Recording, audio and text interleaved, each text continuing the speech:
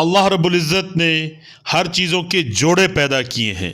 ہماری زندگی میں سکھ ہے تو دکھ بھی ہے، خوشحالی ہے تو تنگ دستی بھی ہے، تندرستی ہے تو بیماری بھی ہے، کامیابی ہے تو ناکامی بھی ہے، عزت ہے تو ذلت بھی ہے۔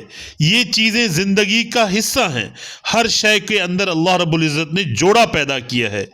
میری زندگی جو ہمیں اللہ نے عطا کی ہے، اس میں مثبت بھی ہے اور منفی بھی ہے۔ ہم دعا کرتے ہیں کہ ہماری زندگی سکھ میں، چین میں اور آرام میں گزرے، تو ہم اپنی زندگی کا آدھا حصہ کاٹ دینا چاہتے ہیں۔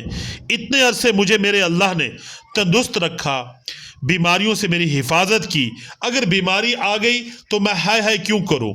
جب ہم اپنی تکلیف پر ہائے ہائے کرتے ہیں تو اس کو دیکھیں، جو وقت میں نے اچھا گزارا ہے تو اس کا دوسرا جوڑا بھی تو ہے تکلیف والا۔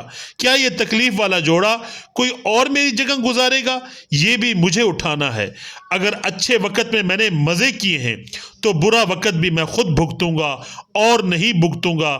جس اللہ نے مجھے اتنے عرصہ سکھ اور سکون میں رکھا، بغیر مانگے ہر چیز عطا کی، اگر اس کی طرف سے کوئی تکلیف آئے تو ہائے ہائے نہیں کرنی چاہیے، بلکہ اللہ رب العزت کا شکر ادا کرنا